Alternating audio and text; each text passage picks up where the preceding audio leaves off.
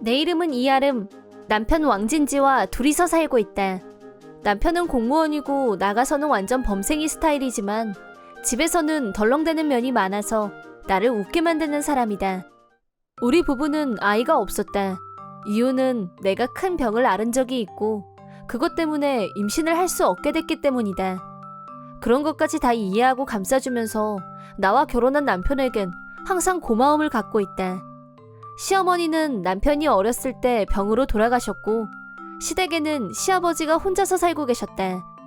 시아버지도 정말 좋은 분이셨고 나를 대할 때 늘 친딸처럼 대해주셔서 항상 감사하는 마음이다. 남편한테는 2살 위인 누나가 한 명 있었고 시누이한테는 아이가 둘이 있었다. 큰딸은 선아, 둘째는 지아였다. 시누이 가족과는 가끔씩 시댁에서 만나게 되곤 했었는데 솔직히 나는 시누이의 육아 방식에 굉장히 불만을 느끼고 있었다. 시누이는 작은 딸 지아를 정말 티나게 예뻐했고 큰딸 선아한테는 완전 무시라고 해도 과언이 아닐 정도로 무관심했다. 시누이는 임신 당시 태교에 굉장히 열심이었다는데 그게 영향을 끼쳤는지에 대해서 인과관계는 알 길이 없으나 둘째 지아는 아주 어렸을 때부터 영어를 잘했다. 지아는 귀로 몇 번 들으면 바로 기억하고 잘 따라하는 아이였고 시누이는 천재라면서 폭풍 칭찬을 아끼지 않았다. 반면 큰딸 선아는 특별히 눈에 띄는 점이 없는 아이였는데 이제 겨우 초등학교 1학년인데 그런 건 중요하지 않다는 게 내 생각이었다. 하지만 시누이는 똑같은 시간 돈 들여서 가르치는데 넌 왜 이렇게 못해? 잘하지도 못할 바에는 돈 버리면서 가르치지도 않을 거야. 알았어? 라고 어린아이한테 모질게 말했다. 그럴 때마다 어린 게 어찌나 슬픈 표정을 짓던지 보고 있는 나까지 마음이 아렸다. 하지만 이건 어디까지나 시누이 가정의 문제이고 내가 끼어들 명분이 없다는 생각이 들었고 혹시 내가 도울 수 있는 일이 있을까 고민을 한 건 사실이지만 외숙모라는 신분으로 함부로 나설 수도 없고 그저 한 발자국 떨어져서 보고 있었다. 나만 그런 게 아니라 시아버지도 같은 생각인 것 같았다. 초등학교 여름방학이 시작된 어느 날 시아버지한테서 갑자기 연락이 왔다. 시아버지는 굉장히 심각한 목소리로 너 지금 당장 와줄 수 있겠니? 라고 하셨다. 서둘러서 시댁에 가자 시아버지와 선아가 같이 있었다. 선아를 보면서 든 생각은 지난번에 봤을 때보다 몸이 앙상하게 말랐다는 느낌과 그런데도 옷이 몸에 비해 작다는 거였다. 게다가 목욕도 안 했는지 머리가 떡이 지고 누가 봐도 집에서 제대로 양육을 받고 있는 아이로 보이지 않았다. 그런 선아를 보고 있자니 말이 제대로 안 나왔는데 시아버지가 나를 옆방으로 부르셨다. 그게 오늘 새벽에 네 시누이가 가족끼리 해외여행을 간다면서 선아 좀 봐달라면서 여기에 두고 갔어. 라고 하셨다. 분명 가족여행이라고 하면서 선아만 두고 가다니 무슨 이런 만행이 있을 수 있는지 나는 당장 시누이한테 전화를 걸어서 한바탕 해야겠다고 생각했다. 단 그 전에 선아한테 얘기를 듣는 게 먼저란 생각에 선아를 불렀다. 하지만 선아는 큰 충격이라도 받은 것처럼 나와 제대로 눈도 마주치려고 하지 않았다. 어떻게 이렇게 단기간에 아이가 완전히 달라질 수 있는 건지.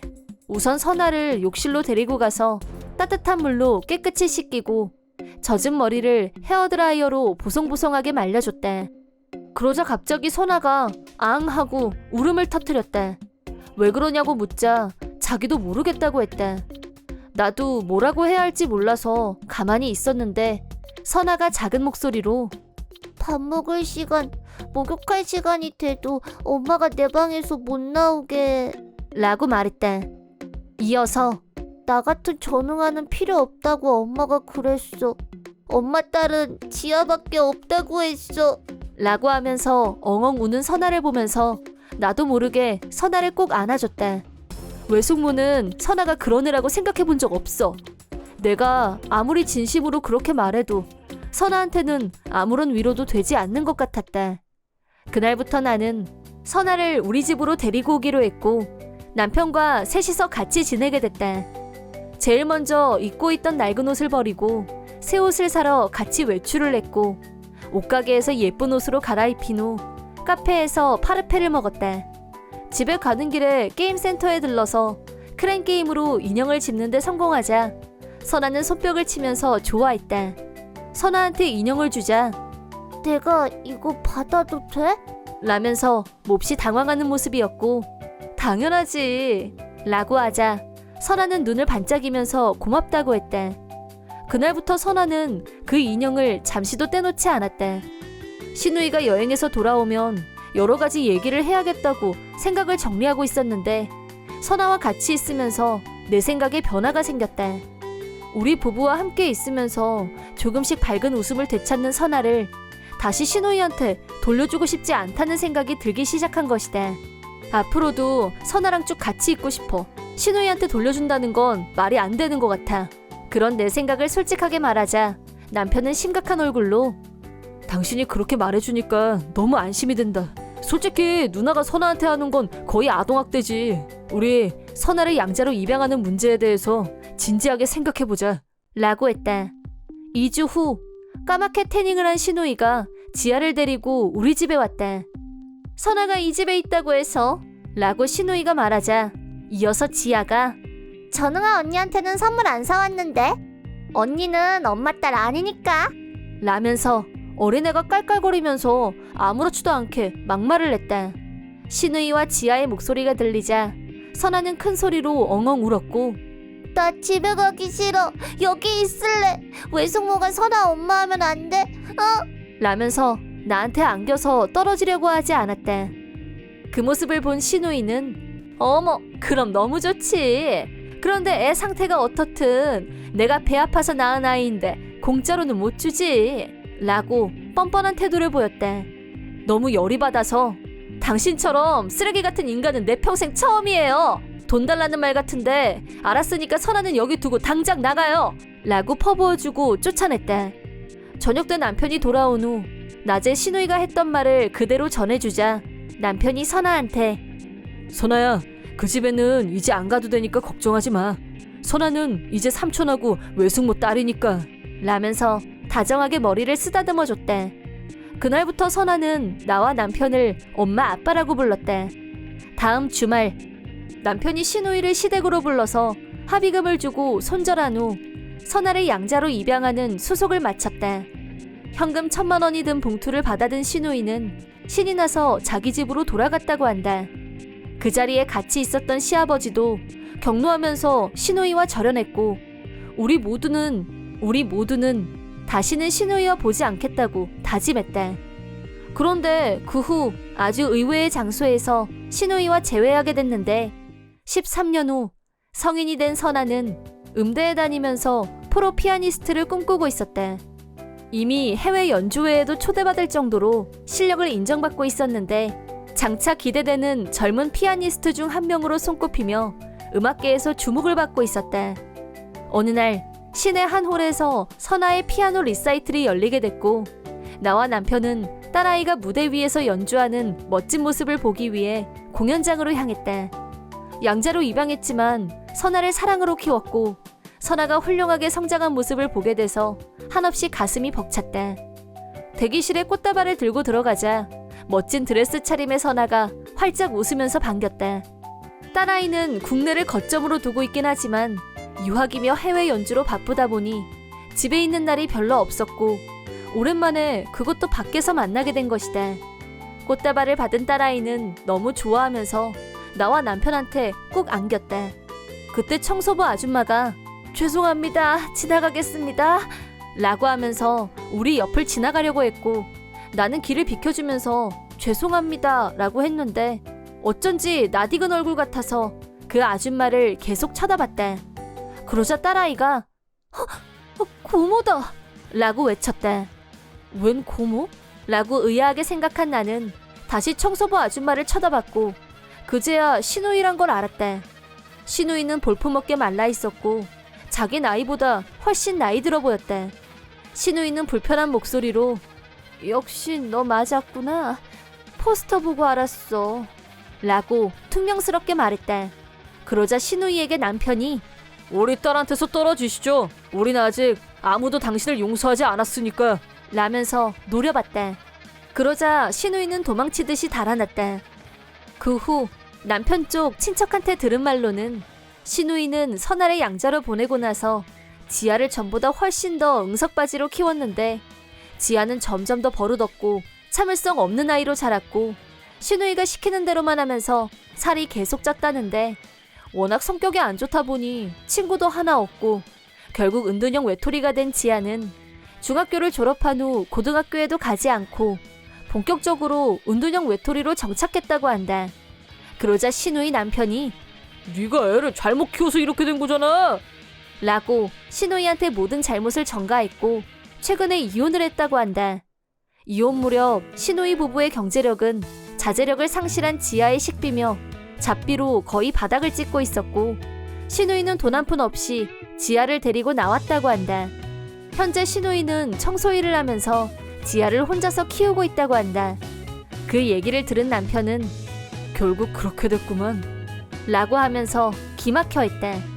앞으로 신우이와 다시 만날 일은 없을 거라고 생각하지만 그동안에 지은 죄를 생각해서 지아와 둘이서 고생 제대로 하면서 벌 받으면서 살았으면 좋겠다고 생각했다. 나한테는 사귄 지 1년 된 여친이 있는데 여친에게 서프라이즈 프로포즈를 계획했고 한 온천 여관을 예약했다. 그 온천 여관은 최근 인테리어를 새로 단장해서 깨끗하고 보기에도 멋졌고 여친이 틀림없이 좋아할 거라고 생각했다. 그리고 나는 프로포즈를 위해 반지를 준비했고 여행 당일 여친과 기분 좋게 출발, 저녁까지 즐거운 시간을 가졌다. 그리고 드디어 예약한 온천에 도착, 체크인을 하러 갔다. 프런트에 가서 이름을 말하자 어이없게도 내 이름으로 된 예약이 없다고 하는 곳이었다. 곧바로 이메일을 체크했고 분명히 이 온천의 예약이 완료되어 있었다. 내가 예약한 룸에는 이미 다른 손님이 체크인을 했다면서 프런트 담당자도 매우 당황한 모습이었다. 하지만 나도 특별한 마음으로 이 온천 여관에 온 거였기 때문에 예약을 다시 한번 확인해달라고 부탁했는데 안쪽 사무실에 다른 지배인인가가 나왔고 나를 보면서 무슨 일이냐고 물었대.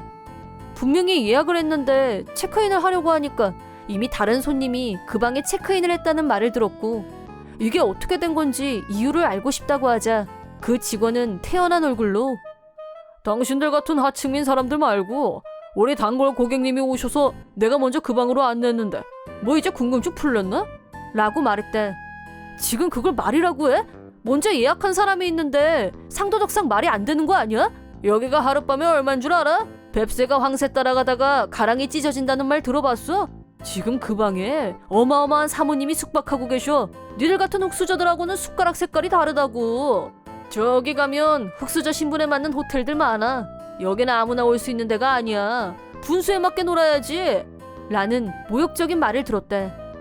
지배인의 막장 태도에 열이 받은 나는 한바탕 할기세였는데 옆에 있던 여친이 됐으니까 그냥 나가자며 내 팔을 잡아 끌었대. 여친이 보는 앞에서 큰 소리로 싸우면 오늘 내 계획은 점점 더 엉망이 될 것 같아서 그냥 밖으로 나왔대. 큰맘 먹고 서프라이즈 프로포즈를 준비했는데 어떻게 이렇게 재수없게 꼬일 수가 있는 건지. 일단은 다른 숙박시설을 확보해야 했기 때문에 근처 호텔, 여관을 찾아서 전부 연락을 했지만 관광 시즌하고 겹쳐서 연락하는 곳마다 모두 만실이라고 했대. 머리가 터질 것 같았는데 갑자기 여친이 저긴 어때? 라며 손가락을 가리켰대. 내가 검색한 곳은 전부 고급 호텔 아니면 고급 온천여관이었는데 여친이 가리킨 곳은 아주 낡고 오래된 온천여관이었대. 나쁘진 않았지만 처음 예약했던 곳과는 천지 차이였대. 하지만 비행기까지 타고 온 여행지에서 잠잘 곳이 없다니 말이 안 됐고 일단 빈 방이 있는지부터 알아보기로 했대. 그러자 종업원이 밝게 웃으면서 우리를 맞이하러 나왔대. 다행히 방이 있었고 드디어 방 안으로 들어갔는데 방 안 구석구석까지 반짝반짝 윤이 났고 어디를 지나가도 스태프들이 밝게 인사를 건네왔대. 짐을 풀고 잠시 앉아있는데 여관 여주인이 인사를 하러 왔대. 친절하고 상냥한 태도가 아까 그 지배인과는 하늘과 땅 차이였대. 우리 둘은 먼저 온천에서 피로를 풀었대.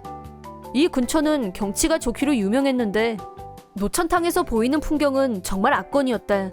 온천 후 맛본 요리 역시 일품이었대. 무엇보다 여친이 대만족한 모습이었대. 아까 그 온천 여관에서 체크인 거부당했을 때는 속상하고 아쉽기도 했는데 이 여관은 어쩐지 낯설지가 않고 포근한 느낌이 들어서 좋다.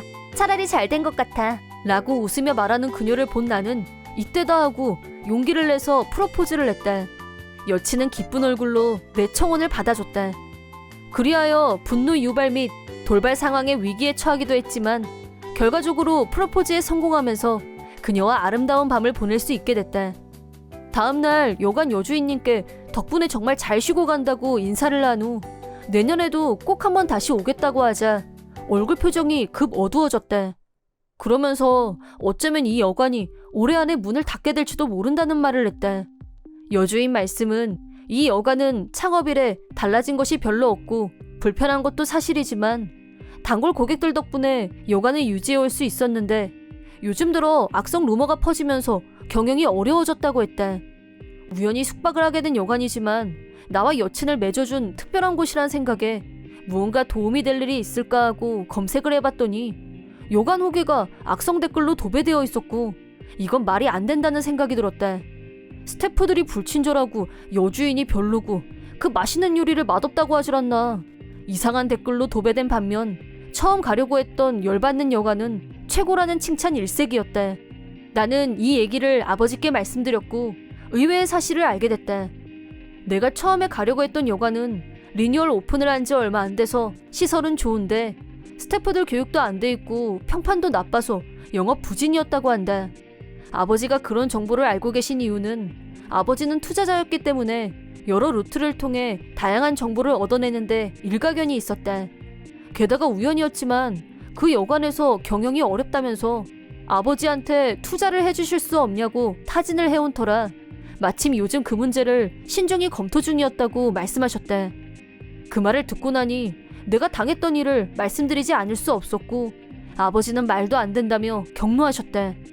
그리고 즉각 그딴 회사에는 투자고 뭐고 일고의 가치도 없다고 하셨고 내가 그 대답을 대신 전달하기로 했다.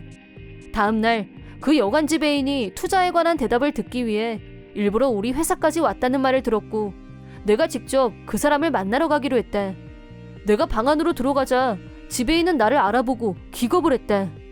아니 네가 여긴 왜? 라고 반말로 묻길래 아버지 대리인 자격으로 왔다고 하자 상황 파악이 됐는지 그럼 선생님이 이 회사의 뭐랄까 네, 생각하시는 거 맞고요. 지난번엔 감사했습니다. 그럼 투자 문제에 대해서 단순 명료하게 거절합니다. 이유는 스스로 더 잘할 거라 믿습니다. 고객의 예약을 엄수하지 않을 뿐 아니라 고객을 자기 척도에 맞춰서 고른다는 건 양식의 문제죠. 그런 여관에 투자를 한다는 건 무가치하다는 게 저와 아버지의 공통된 의견입니다. 잠시만요. 그건 제가 몰라서 실수를 한 겁니다. 알았다면 당연히 최고급 방을 준비했을 겁니다. 원하시면 제가 지금이라도 당장 최고급 방을 준비하도록 하겠습니다. 그날 같이 오셨던 여자분과 꼭 다시 와주시길 바랍니다. 서비스도 최고로 모시겠습니다. 제 결심이 더 확실해지는군요. 고객에 따라서 접객 태도가 달라진다. 문제가 심각한 여관에 투자는 절대 불가입니다. 그러자 지배인은 표정이 일그러졌다. 그 후 여친과 묵었던 여관이 경영을 계속할 수 있는 방법이 없을까 하고 조사한 결과 막말 지배인이 악성 댓글을 퍼뜨리고 금융기관에도 밀고 해서 융자를 못 받게 막았다는 사실을 알게 됐다. 내가 그 사실을 여관 여주인에게 알렸고 여주인이 경찰에 신고, 막말 지배인은 경찰에 체포됐다. 그리고 마지막으로 아버지께 내가 묵었던 여관이 얼마나 좋은지 친절함과 요리까지 모든 걸 갖췄다고 어필하면서 외관을 조금 손보면 아마도 고객도 늘어나고 경영 회복은 문제없을 거라고 설득하자 아버지도 흔쾌히 투자를 결정하셨다. 이 얘기를 여주인에게 전달하자 눈물을 흘리면서 진심으로 기뻐했다. 손님께 어떻게 감사 인사를 해야 될지 모르겠어요.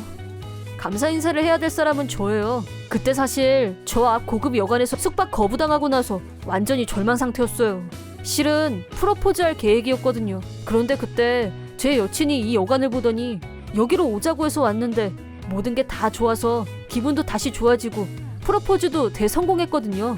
제가 결혼할 거라고 했더니 아버지도 좋아하시더라고요. 내가 개인적인 사연을 말하자 여주인은 고맙다는 말과 축하한다는 말을 연거푸하면서 좋아했다. 그리고 얼마 후 지배인이 구속된 후 그 겉만 고급인 여관은 경영난에 빠졌고 순식간에 도산했다. 고객을 차별해서 대접하는 여관이 망하는 건 당연한 일 아닌가 싶다. 그 지배인이 돈 많아 보이는 고객을 골라서 고급 객실로 예약을 바꿔치기 하는 방식으로 자기 마음대로 고객을 차별하면서 받았으니 망하는 건 예견된 일이었다는 생각이 든다. 아무리 시설이 좋아도 스태프들의 태도가 최악인 곳에 다시 오고 싶다고 생각하는 사람은 없을 테니까. 나중에 알고 보니 그 지배인은 이대째였다는데 경영 재능은 1도 없었다는 결론. 대신 우리가 갔었던 여관은 외관을 리뉴얼한 후 스태프와 여주인의 친절한 태도와 맛있는 요리가 좋은 평가를 받으면서 내 예상대로 고객 수가 날이 갈수록 늘었다. 나는 여친과 무사히 결혼식을 올렸고 그 후로도 1년에 한두 번은 꼭 가는 단골 고객이 됐다. 몇 년 후에는 식구가 늘어났는데 올해도 찾아주셔서 감사합니다. 자제분들이 건강하게 잘 자라고 있는 모습을 보니까 제 마음이 다 흐뭇하네요. 라고 매년 찾아갈 때마다 여주인은 딸아이와 아들아이가 성장하는 모습을 같이 기뻐해 주신다. 사이다 무비튼. 내 이름은 한송이. 남편 한진상과 둘이 살고 있고 편의점에서 알바를 하고 있다. 결혼 전 남편은 무역회사에 다니고 있었는데 매일 열심히 일하는 사람이었고 남편의 성실한 모습에 반했었다. 그런데 결혼 후 내가 편의점에서 알바를 시작하자 멀쩡하게 잘 다니던 회사를 갑자기 그만두더니 다른 데를 알아본다고 했다. 남편은 결혼을 하고 가장이 됐는데도 새로 직장을 구해서 들어갈 때마다 인간관계가 별로다, 일이 재미없다, 불평을 늘어놨고 들어가는 곳마다 이내 그만두기를 반복했다. 이런 사람인 줄 진즉에 알았으면 결혼을 안 했을 텐데. 후회 막심이었지만 이혼이 그렇게 쉬운 일도 아니었고 내가 받는 알바비와 통장에 있는 돈을 헐어서 쓰면서 간신히 생계를 이어갔다. 그렇게 결혼 5년째가 되던 어느 날 알바를 마치고 집으로 가고 있는데 아직 퇴근 시간이 안 된 남편이 집에 있었고 또 불길한 예감이 들었다. 오늘 왜 이렇게 일찍 왔어? 짜증나서 못 해먹겠어. 왜 또? 상사가 쉬는 시간에 쉬고 있는데 업무 얘기를 하잖아. 난 피곤해서 그 시간만이라도 쉬고 싶은데 휴식 시간 다 날아가고 열받아서 주의를 좀 줬거든? 헉! 상사한테 당신이 주의를 줬다고? 당연하지. 상사면 뭐 누가 됐든 상식으로 어기면 가르쳐줘야지. 그래서 어떻게 됐는데? 상사가 열받아서 소리 지르고 나도 대들고 싸우고 결국 사표 쓰고 나왔지. 사표를 쓰고 나와? 쥐가 상사면 다야? 전부터 그 자식 하는 꼴이 마음에 안 들었어. 그럼 우리 어떻게 살아? 너도 알바하잖아. 어떻게든 되겠지. 그렇게 무책임한 말이 어디 있어? 왜 이래 너까지? 그렇게 불안하면 네가 풀타임 직장을 찾으면 될 거 아니야. 나는 직장운이 없는 사람이라 맨날 이렇게 재수가 없는데 어쩌라고. 나도 이제 지쳤어. 당신 이게 벌써 7번째야. 5년 동안 직장을 7번 옮긴다는 게 말이 되니? 그게 내 잘못이라는 거야 그럼? 네가 뭘 알아? 당장 사과해. 그러더니 남편은 화를 내면서 난리를 쳤고 집안에 있는 물건들을 닥치는 대로 집어던졌다. 공포를 느낀 나는 집에서 뛰쳐나왔고 시어머니한테 연락해서 모든 사실을 말하고 도와달라고 부탁했다. 남편은 마마보이 기질이 다분했고 시어머니가 야단을 치면 남편도 달라질 거라고 기대했었는데 시어머니의 답변을 듣고 상당한 충격을 받았다. 어머님, 제발 부탁드려요. 진상씨 좀 어떻게 해주세요. 그 착한 애가 집에서 폭력을 쓰다니 얼마나 힘들었으면 그럴까. 불쌍한 내 새끼. 진상이 상사 이름이 뭔지 아니?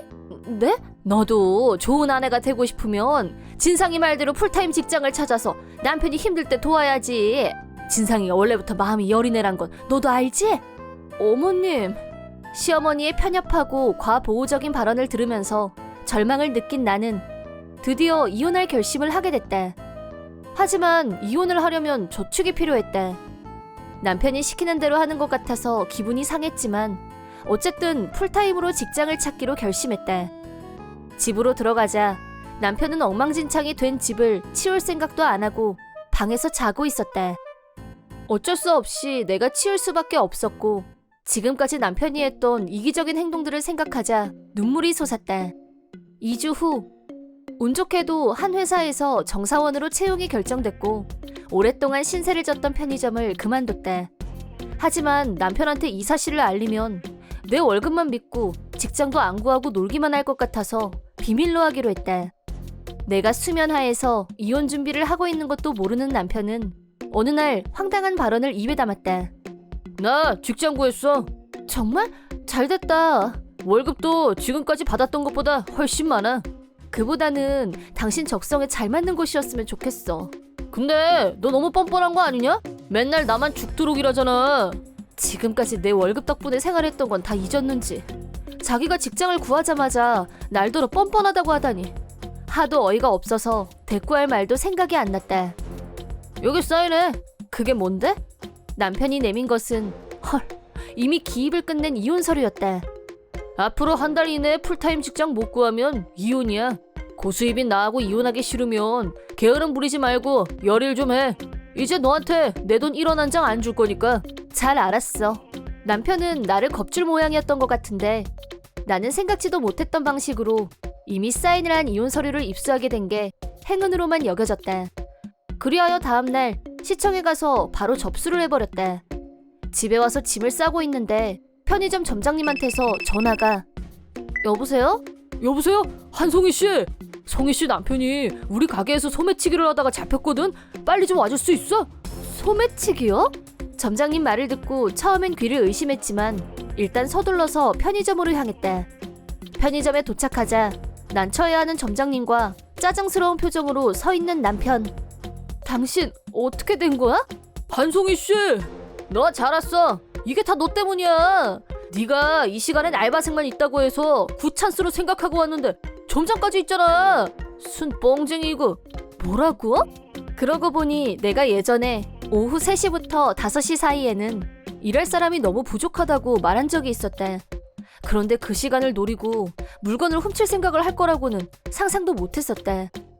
이미 남편과는 이혼을 결심할 정도로 애정이 식어버리고 없었지만 한때는 소중했던 사람이 범죄에 손을 댈 정도의 최악의 인간이었다니 눈물이 날 정도로 충격이었다. 한송이 씨, 아직 경찰엔 연락 안 했으니까 너무 그렇게 걱정 안 해도 돼. 네가 지금 울고 있을 때 얼른 점장님한테 사과 안 해? 경찰에 어서 신고하세요. 당신은 어머님한테 연락하고. 어? 엄마는 왜 찾아? 결혼하고 마누라가 있는데 보호자는 너지? 나 이혼 서류 접수시켰어. 이제 우리 남남이야. 나는 이제 상관없는 사람이니까 경찰서는 어머님더러 오시라고 해. 이혼했던 거야? 그게 뭐 자다가 봉창이야. 당신이 직접 사인까지 했잖아. 그거 접수했다고. 너 미쳤어? 네 남편이 이제 고수입자야. 근데 이혼을 해? 편의점에서 좀도둑질이나 하면서 고수입 같은 소리 하고 있네. 어떤 회사가 소매치기를 고용하니? 나 이미 짐도 다 챙겨놨어. 다신 나한테 연락하지 마. 야, 너 너무 나가는 거 아니냐? 점장님, 제가 다음 달부터 고수입자가 되거든요. 제가 다음에 2배, 3배로 변상할게요. 돈이 없는 건 딱 지금뿐이에요. 점장님, 저 사람 말 무시하시고 경찰 부르세요. 알았어요. 잠시 후 경찰이 도착했고 남편은 현행범으로 경찰에 연행됐다. 경찰에서 조사를 받는 동안 시어머니가 신변 보증인으로 경찰서에 왔고 남편이 도둑질을 했다는 걸 알고 폭풍 오열을. 남편은 내가 거짓말을 해서 자기가 그런 짓을 하게 됐다고 변명을 했는데 무개념 시어머니한테도 그따위 말은 통하지 않았다. 그날은 밤새도록 울고짖는 시어머니한테 설교를 들어야 했다. 그 후 남편은 불미스러운 일로 경찰에 연행됐었다는 게 알려지면서 입사 예정이었던 회사에서 입사가 취소됐다. 나하고 이혼까지 하다 보니 자력으로 생활할 능력이 안 되자 시어머니한테 가서 매달렸는데 범죄자와는 같이 살 수 없다면서 단박에 거절당했다는데 마지막 보루인 시댁에서도 거부당하자 밥도 못 먹는 신세로 전락했다. 나한테 미안하자, 다시 화해하자 그런 내용으로 몇 번이나 연락이 왔다. 하지만 생활 능력도 책임감도 없고 더구나 좀도둑질이나 하는 인간하고 2번 다시 말도 섞고 싶지 않았고 주저없이 연락처를 차단했다. 한진상은 살고 있던 아파트에서 주인한테 쫓겨난 후 갈 곳이 없어졌고 어디 지방에 숙소를 제공해주는 회사에서 단기 노동을 하고 있다고 한다. 하지만 거기서도 오래 못 버틴 한진상은 돈이 다 떨어지자 또 물건을 훔치다 걸렸고 벌써 3번이나 체포된 상태다. 물건을 훔치고 잡히고 연행되고 그때마다 경찰서에는 시어머니가 달려가야 했는데 시어머니는 노이로제에 걸리고 말았다고. 지금은 환청환각 이런 증상 때문에 고통을 겪는 중이라고 한다. 나는 전 직장이자 피해를 끼친 편의점에 찾아가서 사정을 설명하고 다시 사죄했다. 몇 년이나 같이 일했던 동료들이고 그동안 잘 지내왔던 덕에 모두 내 심정을 이해해줬고 오히려 나를 격려해줬다. 편의점 일을 잘 해결하고 퇴사한 후 새 직장에서 정사원으로 일하며 새 출발을 하게 됐다. 이젠 남편 때문에 내 인생에 방해가 될 일도 없었고 새로 이사한 집에서 모든 것을 새롭게 다시 시작한 나는 앞으로 시작될 제2의 인생을 위해 앞만 보고 열심히 달려가자고 힘차게 다짐해본다. 아이들이 잘 자라 성인이 된 올해, 약 15년 전에 이혼한 전처가 갑자기 출몰한 내 인생 두 번째 황당 사건. 첫 번째 황당 사건은 고민할 필요도 없이 이혼 사건이다. 나와 전처는 서로 20대 초반에 결혼했다. 사귀기 시작한 지 얼마 되지도 않아서 전처는 빨리 결혼해서 아이를 갖고 싶다며 적극적으로 나를 유도했다. 나는 서로를 좀 더 알고 나서 결혼을 생각해도 늦지 않다고 설득했지만 어느 날 임신했어 라는 한마디에 당황한 나머지 교제를 시작한 지 겨우 3개월 만에 프로포즈를. 하지만 프로포즈를 한 후 임신은 뻥이었다면서 혼자 빵 터져서 자백을 했다. 거짓말이라도 해야 자기가 나한테 프로포즈할 것 같았단 말이야. 그렇게 된 모양이었다. 솔직히 그런 일에 대해 거짓말을 한다는 것에 대해 화가 났지만 임신이 거짓말이었다고 해도 이미 해버린 프로포즈를 취소할 수는 없는 노릇이었고 결국 결혼은 강행됐다. 하지만 결혼 후 알게 된 또 한 가지 사실, 전처는 아이를 갖고 싶다고 말했었지만 본인이 원하는 건 오직 여자아이뿐이라는 사실이었다. 전처는 장인 장모가 늦게 결혼해서 낳은 외동딸이었다. 흔히 말하는 눈에 넣어도 아프지 않은 자식으로 엄청 애지중지 자란 타입이었는데 전처가 철이 들 무렵 장인 장모는 이미 노년에 가까운 나이였다. 그래서 전처는 자신은 될수록 젊었을 때 여자아이를 낳아서 아이가 성장하면 자매 같은 사이가 되는 게 꿈이었던 모양이다. 그러나 전처가 임신한 아이는 쌍둥이였는데 그것도 남자아이와 여자아이, 일란성 쌍둥이였다. 전처는 자기가 생각했던 것과 너무도 다른 현실 앞에 당황해하면서 짜증을 냈다. 나는 출산을 하고 나면 마음이 달라질 거라고 기대했었는데 출산 후에도 전처의 짜증스러운 태도는 달라지지 않았다. 결국 아들애는 나랑 닮지도 않았고 못생겨서 정이 안 가. 딸아이도 남자애랑 같이 태어났다는 게 징그럽고 싫어. 라는 말을 한 건 아이들이 초등학교에 올라가기 얼마 전의 일이다. 결국엔 당신 때문에 내가 쌍둥이를 낳은 거야. 당신 유전자가 이상해서 그런 거라고. 라면서 쌍둥이를 낳게 된 건 전부 내 책임이니까 전적으로 내가 책임지고 이혼하자고 했다. 그 후 양쪽 부모님을 모시고 진지하게 대화를 갖기로 했는데 지금까지 상식 있는 분들이라고 믿었던 장인 장모님도 흥분하면서 무개념의 극치를 보였다. 나는 처음부터 20살 간 넘은 외동딸을 시집 보내고 싶지 않았어. 젊은 혈기에 결혼을 했으니 힘이 넘쳐서 쌍둥이를 만드는 참사가 일어난 거다 이 말이야. 자네가 내 딸을 좀 더 배려했어야지. 라고 했다. 상처난데 소금 뿌린다더니 날 두고 하는 말 같았다. 서로 합의점도 못 찾았고 결과적으로는 변호사를 선임해서 별로 되지도 않는 재산을 나누고 얼마 되지 않는 위자료를 전처한테서 받는 걸로 마무리 짓고 이혼이 성립됐다. 친권은 당연히 내가 갖기로 했다. 전처는 아이들은 필요 없다고 했으니까. 설령 친권을 가져가겠다고 했어도 절대 안 넘겨줬을 거다. 하지만 이혼하고 얼마 안 돼서 전처와 장인 장모는 나한테 이미 위자료도 줬고 내가 수입도 더 많으니까 양육비는 절대로 주지 않겠다고 주장했다. 쌍둥이가 태어난 책임도 나한테 있다면서 말이다. 그러더니 말도 없이 이사를 가버렸고 종적은 오리무중이었다. 자기 아이들에 대해 양육비를 지불하지 않는 행태에는 화가 났지만 그 돈이 없어도 생활에 불편함은 없었고 굳이 찾아내려고 내 돈을 거기다 쓰는 것도 귀찮고 해서 그냥 내버려두기로 했다. 혹여 찾아냈다가 전처 마음이 바뀌어서 아이들을 데려가겠다고 하면 큰 문제였기 때문에 없는 셈 치기로 했다. 그 후로 나는 쌍둥이를 키우는 싱글파더로 분투해야 했지만 그래도 나이가 초등학교에 갈 정도가 돼서 비교적 수월해졌다. 초등학교에 들어간 후 딸아이는 어머니와 같이 요리를 만들었고 휴일이 되면 아들아이를 데리고 아버지와 삼부자가 낚시를 가기도 했다. 아이들은 어렸을 때부터 엄마한테 사랑을 받은 기억이 없어서 그런지 엄마를 찾지도 않고 외로워하지도 않았다. 어떤 면에서 다행이라면 다행이었다. 쌍둥이들은 둘 다 잘 자라줬다. 딸아이는 요리를 잘하고 명랑한 성격의 가정적인 아이로 자랐고, 고등학생이 되면서 아들아이는 제법 잘생긴 외모가 눈에 띄었다. 두 아이들과 셋이서 나란히 걸어가면 지나가는 사람들이 쌍둥이들 얼굴을 다들 한 번씩 돌아보곤 해서 기분이 좋았다. 부모님과 주변 분들의 도움으로 아이들은 문제없이 성장했고, 어느덧 딸아이는 전문대에 입학을, 아들아이도 직업 양성학교에 입학해서 사회에 나갈 준비를 시작했을 무렵 성인식이 다가왔다. 딸아이는 아름다운 전통 의상을, 아들아이는 세련된 정장 차림을. 내 자식들이지만 환하고 예쁘게 잘생긴 두 아이들을 보고 있자니 흐뭇하고 가슴이 벅찼다. 너희들 오늘 보니까 이제 정말 어른 같다. 다 아빠랑 할머니, 할아버지가 잘 키워준 덕분이지. 앞으론 우리들 세 분한테 열심히 효도할게요. 아빠 기대하세요. 즐겁게 대화를 나누고 있을 때 맞은편에서 어떤 중년 여자가 우리 쪽으로 걸어오는 게 보였고, 그 여자의 얼굴을 본 순간 깜짝 놀라고 말았다. 그 여자는 전초였다. 오래간만이다. 전초는 살이 엄청 쪄서 예전 모습은 찾아보기 힘들었고 처음엔 누군지 몰라볼 뻔했었다. 그리고 아이고 바로 젖었네 라면서 전 장인 장모도 같이 나타났다. 나와 쌍둥이들은 셋이서 동시에 경악. 누가 초대를 한 것도 아니고 최근 몇 년간 아무 연락도 주고받은 적이 없는데 이게 무슨 일인지. 하지만 저 사람들은 쌍둥이를 만나려고 성인식 행사장에 미리 와서 기다리고 있었다는 걸 알았다. 전처는 우리한테 어머, 우리 아들 너무 잘생겼다. 이제 같이 걸어다니면 시선 좀 받겠네. 창피하기는커녕 어깨뽕 올라가겠어.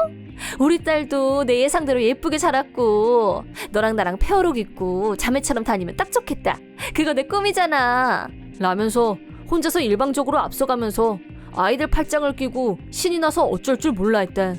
전 장인 장모도 진짜 인물이 훤하네. 요새 말로 얼짱급이네. 둘 다 길거리 캐스팅인지 뭔지 그런 거 받아도 전혀 안 놀랐겠어. 안 그래? 누가 아니래. 너희들 할머니 기억나니?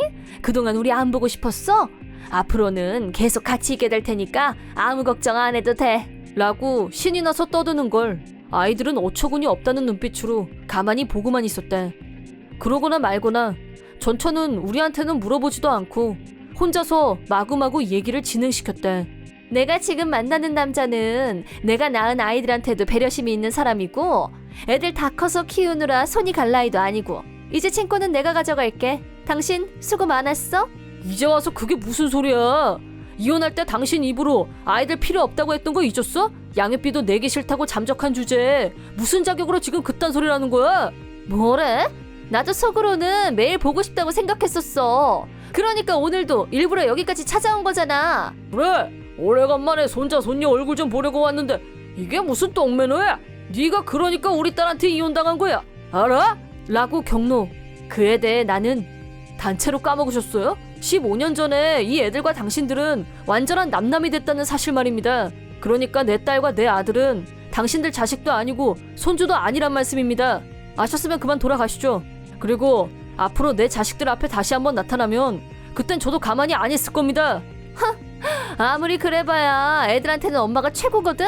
얘들아, 엄마 말이 맞지? 니들도 엄마가 더 좋지? 그러자 아이들이 착각 좀 그만하세요. 엄마라니?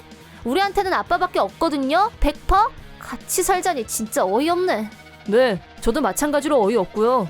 우리한테는 친할머니, 친할아버지 말고 다른 할아버지 할머니는 없거든요. 그만 돌아가시죠.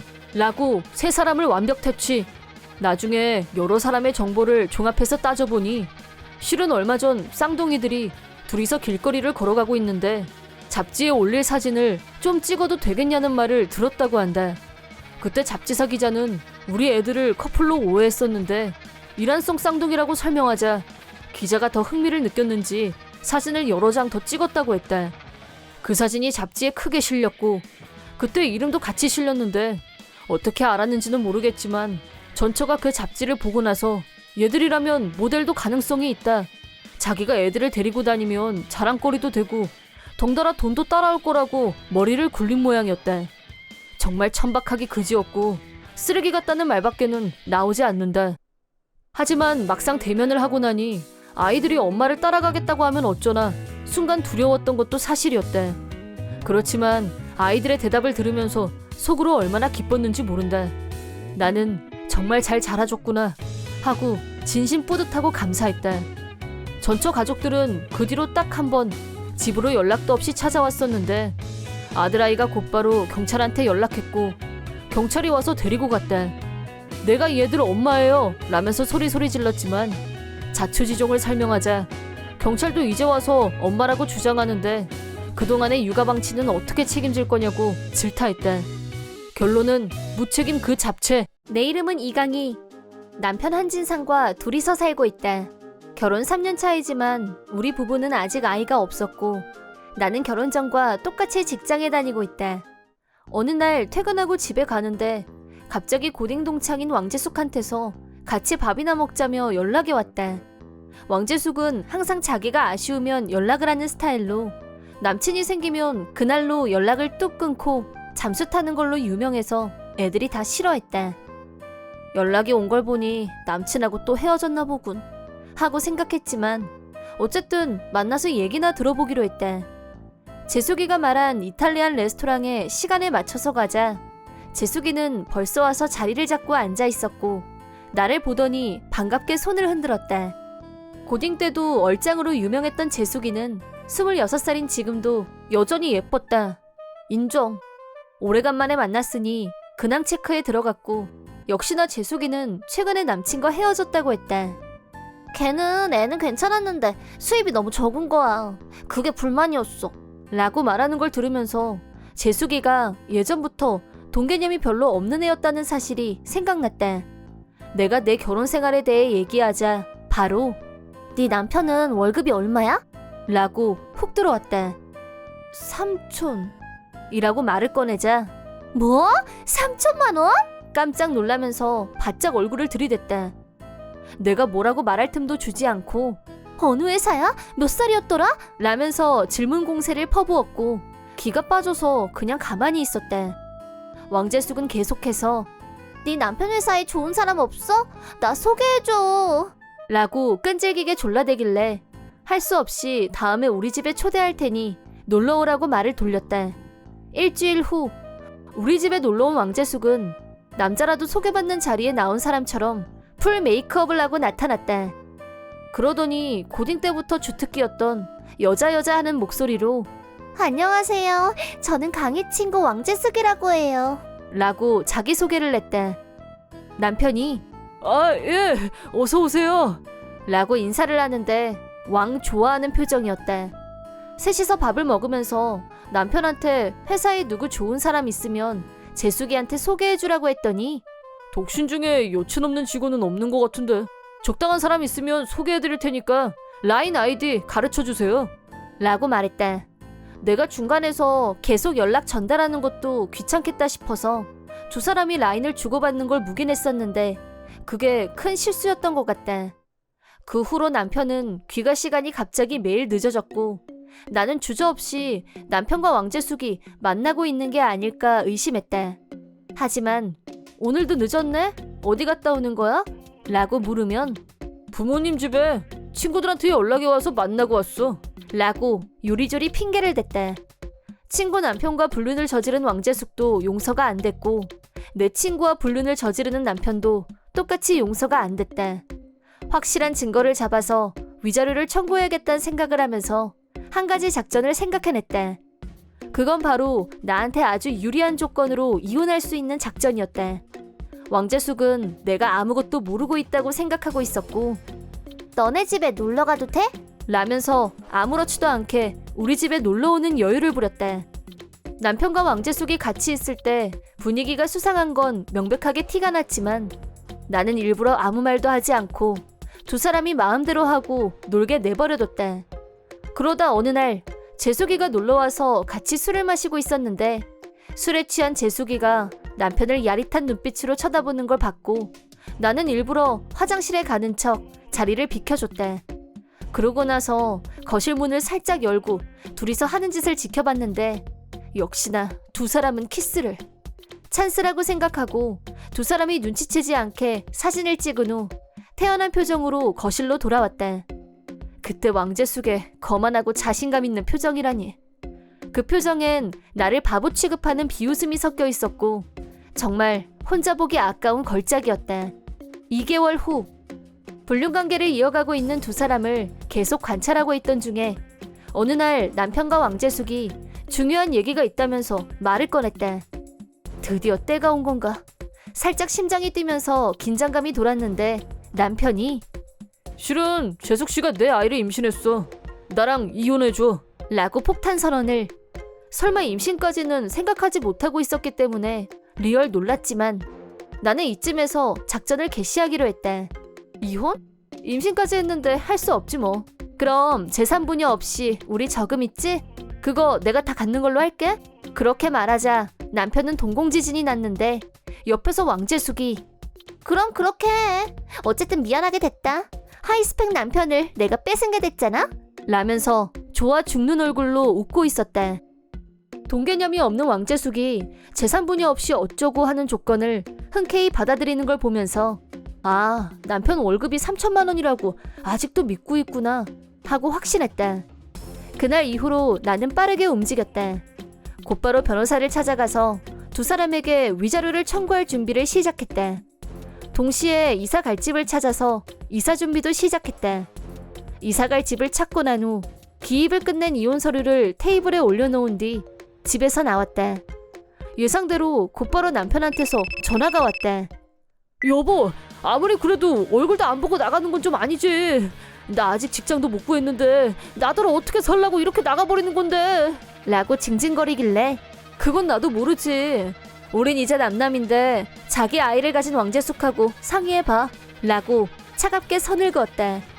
한진상 말로는 역시나 왕재숙은 남편 월급이 3천만 원이라고 착각하고 있었고 남편은 이실직고도 못하고 있다가 임신 사실을 알게 됐다나 뭐라나. 더구나 이혼 조건으로 저금을 전부 다 내가 가져갔기 때문에 도저히 생활비를 마련할 대책이 없다고 사정했다. 그렇지만 우리 통장에 있는 저금은 전부 내가 내 월급에서 조금씩 모아온 돈이었기 때문에 통장에 있는 돈을 나눌 생각은 추호도 없었다. 사실 남편은 나와 결혼한 후 즉각 직장을 그만뒀고 지난 3년 동안 취직도 안 하고 집에서 뒹굴뒹굴 백수로 편하게 살아왔었다. 내가 정사원으로 직장에 다니고 있는 것에 기대서 아무것도 안 하고 기생충을 자처하는 남편한테 이미 애정은 식을 대로 식어 있는 상태였다. 하지만 현 상태로 이혼을 하면 결국 내가 모은 재산도 법적으로 반은 남편 몫이 될 테고 그게 정말 싫었었다. 그래서 남편이 재숙이야 바람이 난 걸 알았을 때는 황당하고 열이 받으면서도 내 돈을 뺏기는 일 없이 이혼할 수 있는 찬스라고 여기고 그냥 내버려뒀던 거였다. 모든 일이 내가 생각했던 대로 됐고 나는 아무 손해도 보지 않고 이혼이 성립됐기 때문에 바람 피워줘서 고맙다는 생각까지 들 정도였다. 하지만 나의 복수는 이제부터가 시작이었다. 한진상은 나한테 아쉬운 소리 해봐야 돈 나올 구멍이 없다고 판단했는지 우선은 왕재숙 모르게 돈을 빌리기로 한 모양이었고 그 돈을 못 갚게 되자 다시 나한테 찾아와서 징징거렸다. 그런 한진상한테 나는 냉정하게 위자료를 청구했고 그제야 불륜과 이혼의 무거운 책임이 뭔지 깨닫게 된 건지 울면서 전화를 냈다. 내가 잘못했어. 진심으로 사과할게. 제발 위자료만은 봐주면 안 될까? 라면서 징징거리는 모습은 내가 지금까지 보아왔던 모습들 중에 가장 한심하고 모질이 같았다. 내가 그때 무슨 생각으로 이 인간하고 결혼을 했을까? 내 자신마저 한심해질 정도였다. 나는 그냥 이 인간이 싫었다. 위자료는 한진상뿐 아니라 왕재숙한테도 청구했다. 왕재숙한테 내용 증명을 보내자 득달같이 전화가 걸려왔다. 전화를 받자마자 뭐야? 웬 위자료? 그리고 진상씨가 백수라니 그게 사실이야? 너 월급 3천만 원이라더니 그거 다 개뻥이었어? 라면서 소리치고 난리.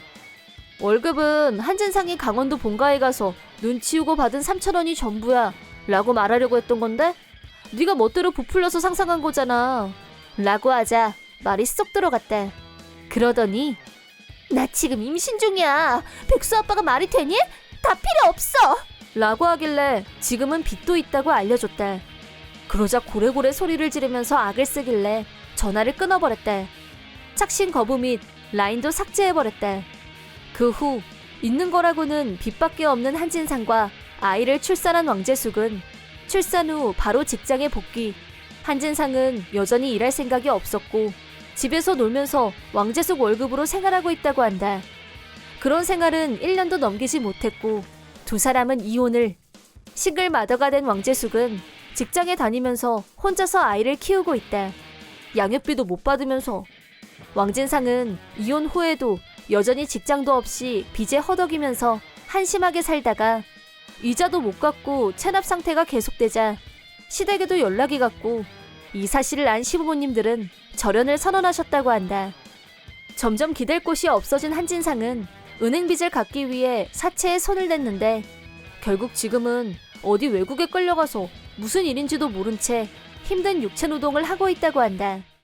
한편 나는 이혼 후 우연히 알게 된 한 남자와 연애를 시작했고 재혼도 염두에 두면서 진지하게 만남을 이어가고 있다. 다시 결혼을 하게 된다면 같은 실수를 반복하지 않기 위해서 자기 일에 얼마나 최선을 다하고 있는지 반드시 확실하게 체크하겠다고 또 다짐하고 있다. 내 이름은 정정혜. 얼마 전 고딩 동창회에서 동창생 한진상에게 결혼을 전제로 교제하고 싶다는 고백을 받았다. 서로 결혼을 생각할 충분한 나이가 된 건 사실이고 진지하게 결혼을 전제로 한 교제를 하자는 말과 동창회에 모였던 다른 친구들의 박수와 환호에 떠밀려 남친이 없던 나는 오케이 해버렸다. 그렇게 1년 정도 연애 기간을 가진 후 진상이는 정식으로 프로포즈를 했고 나도 오케이 했다.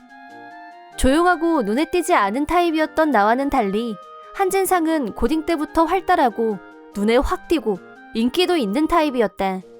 반 애들 반 이상이 연애 경험이 없는 순진한 애들이 많은 편이었는데 진상이는 여친이 수도 없이 바뀌는 애로도 유명했다. 특히 우리 학교에서 얼짱이었던 미희와 사귀었던 건 나도 그렇고 애들도 다 알고 있었다.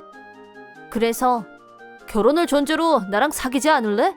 라고 고백을 받았을 때도 정식으로 프로포즈를 받았을 때도 미희에 대해서 물어봤었다. 네 프로포즈에 대답하기 전에 한 번만 더 확인할게. 너 미희랑은 정말 정리된 거야? 네가 많이 좋아했었잖아. 한진상이 얼짱 미희에게 푹 빠져 있었던 걸 우리 학교에서 모르는 애가 있었다면 아마 간첩이었을 거다. 한진상은 슬픈 표정으로 이렇게 말했다. 미희랑은 그땐 그랬지만 이미 끝났어. 내가 괜한 말을 꺼내나 싶은 생각이 들었고 다른 얘기로 화제를 돌리려고 했는데 한진상이 변명하듯이 다시 말을 이어갔다. 그게 미희가 내가 취직에 실패한 걸 보더니 역시 결혼은 경제적 능력이 있는 남자랑 해야 될 것 같다나 뭐 그러면서 학교 다닐 때야 얼굴 잘생기고 재밌는 애면 충분하지만 결혼은 아니라면서 못돼 처먹었지? 남친이 자기 속상했던 얘기를 하길래 나는 그저 장단을 맞춰줬다. 하지만 미희는 멋내기를 좋아하는 아이였고 쇼핑이나 그런데 돈을 많이 쓸 것 같다는 생각이 들었다. 그럼 돈 많은 남자와 결혼하고 싶어하는 건 당연하겠다는 생각도 들었다. 정식으로 프로포즈를 받았을 때 미희에 대한 감정을 깨끗하게 정리했다는 느낌이 들어서 마음이 놓였다. 그게 나의 유일한 걱정이었으니까. 누구 말처럼 한진상은 경제적 능력이 별로인 건 사실이었지만 나한테 없는 장점이 많았다. 경제력이라면 나한테 있었다. 나는 제법 큰 회사에 다니고 있어서 내 월급이면 생활하는데 전혀 어려울 게 없었고 진상이와 함께라면 항상 웃을 수 있을 것 같았다. 결혼식은 아직 한 달이나 남았지만 나는 이미 행복함으로 충만해 있었다. 드디어 결혼식이 일주일 앞으로 다가왔다. 그런데 갑자기 한진상과 연락이 닿질 않았다. 전화를 계속 걸었지만 지금 거신 전화는 전원이 연결되지 않았거나 라는 안내방송만 들렸다. 핸드폰을 꺼놨나? 라고 갸우뚱하면서 조금 있다 다시 걸어봤지만 역시나 마찬가지였다. 일주일 내내 한진상과 한 통의 전화도 문자도 주고받지 못했다. 당연히 당황한 나는 진상이 부모님과 다른 친구들한테 연락을 돌렸다. 하지만 진상이 소식을 아는 사람은 없었다. 극도로 불안한 마음으로 맞이한 결혼식 전날 전화기가 울렸다. 진상이 전화였다. 너랑 결혼 어쩌고 한 거 다 장난이었어. 어? 그렇게 됐어. 결혼은 없었던 걸로 혼자 들떠서 그딴 폭탄 발언을 했대. 뭐래니? 다행이다. 너 별일 없었던 거지. 라는 말이 목에서 막 튀어나오려고 하던 찰나에 한진상의 폭탄 발언으로 입 밖으로 나오기 전에 사라졌대. 너 그게 무슨 말이야? 넌 몇 살이 돼야 분위기 파악을 할래? 정정해. 너 옛날부터 분위기 못 맞추고 혼자 뚱하니 겉돌았잖아. 칙칙하게. 진상아. 한진상이 나한테 이런 식으로 막대하는 건 처음이었대. 너 나한테 갑자기 왜 이래? 그리고 결혼식을 없었던 걸로 하자니. 농담도 아니고 뭐야. 우리 결혼식 내일이야. 나도 폭발했대. 나도 내일인 건 알아. 그래서 전날 밤에 미리 전화를 한 거잖아. 나도 바쁜 시간 쪼갠 거야. 지금 미희랑 신혼여행 계획 짜느라 바쁘거든. 미희? 그 이름이 지금 왜 나와? 헤어졌다고. 그 얘기?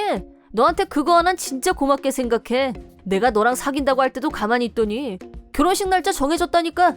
미희 그게 내가 진짜 사랑하는 사람은 진상이 너뿐이야 이러면서 그러더니 혼자서 주저리 미희 얘기를 믿을 수가 없었대. 결혼식 전날 결혼식을 불과 몇 시간 남기고 신부한테 신랑이 전 여친과 다시 화해한 경위를 신이 나서 떠들어대고 있었대. 나는 반문했대. 어떻게 그럴 수가 있어?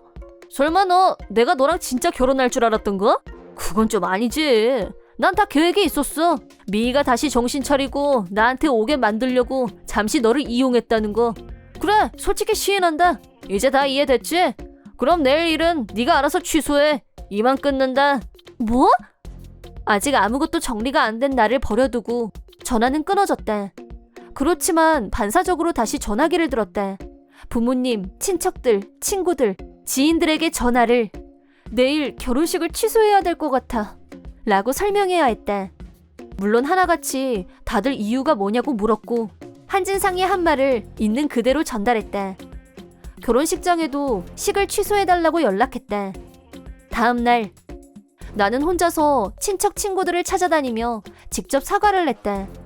모두들 입을 모아서 나한테 무슨 일이 있으면 무조건 네 편이다 라면서 힘내라고 하셨고 위로와 격려를 아끼지 않았다. 한진상의 부모님도 나한테 무릎 꿇고 사과하셨대. 결혼식 당일 캔슬이었기 때문에 계약금 3,500만 원 전액이 캔슬 수수료로 들어갔대. 하객분들 모두에게 사과를 한 후 흥신소를 찾아갔고 한진상의 불륜 행태에 대한 조사를 부탁했대. 다음은 변호사를 만나서 한진상과 간미희에게 위자료 3천만 원을 청구하기로 했대. 물론 한진상에게는 결혼식 취소 수수료 3,500만 원도 함께 청구했대. 필요한 모든 준비를 마친 후 한진상과 간미희가 살고 있다는 아파트로 향했대. 아파트에 도착하자 현관문 밖까지 두 사람이 큰 소리로 웃고 있는 소리가 들렸대. 두 사람은 안에서 결혼식 전날 결혼식 취소해야 라고 했을 때 내가 얼마나 멘붕이 와서 놀라 자빠졌는지 얘기하면서 폭소를 터뜨리고 있었대. 한진상이 나한테 취소하자는 전화를 걸고 있을 때 간미희도 옆에서 같이 듣고 있었던 게 분명했대. 초인종을 누르자 두 사람이 같이 나왔대. 여전히 얼굴에 웃음기를 머금고 나를 보는 두 사람. 조금의 미안함조차 읽어지지 않았대. 얼마 안 있으면 내용 증명이 도착하겠지만 먼저 말해둘게. 한진상, 너한테는 위자료 3천만 원하고 결혼식 캔슬 수수료 3,500만 원 합쳐서 6,500만 원을 변호사를 통해서 청구했어. 그리고 간미, 너한테도 위자료 3천만 원 청구했어. 두 사람은 수천만 원이란 돈에 놀랐는지 멘붕이 온 표정이었다. 야, 결혼식을 한 것도 아닌데 무슨 돈이 그렇게 많이 들어가? 한진상이 소리를 질렀다. 넌 그런 것도 모르니? 하긴 그때그때 기분에 따라서 사는 너 같은 애들은 모를 수도 있겠다만 당일 캔슬이 들어오면 결혼식장 입장에선 대단한 민폐야. 캔슬 수수료가 필요한 건 당연한 일이고 캔슬 이유가 네가 결혼을 장난삼아서 벌여서니까 당연히 네가 혼자 부담해야 될 책임과 의무가 있고 이번엔 간미희가 화를 냈다. 대박 황당하네? 이건 너네들이 결혼하려다가 쪽난 거니까 니들 둘 문제인데 왜 상관없는 나한테까지 이래? 넌 이 상황에서 네가 상관없는 사람이란 말이 나오니? 니들 둘 안에서 웃고 떠드는 소리 여기까지 다 들리더라? 너도 약혼녀가 있다는 거 결혼식이 코앞이라는 거 다 알고 있었잖아. 아니 너무 잘 알기 때문에 한진상하고 화해한 거 아니니? 그래서 그게 뭐 어쨌단 건데? 그게 왜 문제야? 걔 황당이네 진짜. 누가 아니래. 네가 지금 불행하다고 막 던지는데 네가 이런다고 내가 너한테 다시 갈 것도 아니고 우리 사이 절대 못 갈라나. 너 완전 유치해. 분위기 파악 못하고 목소리만 키우는 두 사람에게 위자료 청구에 불만이 있으면 법정에서 옳고 그름 가리면 되잖아. 내가 강수를 두자 두 사람은 그제야 입을 다물고 놀란 눈으로 나를 봤다. 본인들한테 불리하다는 것 정도는 아는 것 같았다. 한진상과 감미희의 장난질로 인해 피해자가 생겼다는 사실은 우리를 알고 있는 사람들 사이에 순식간에 소문이 퍼졌다. 한진상과 감미희 부모님까지도 이 황당한 사건으로 인해 고개를 제대로 못 들고 다니셨고 누가 욕해도 자기 자식 편을 들지 않았다.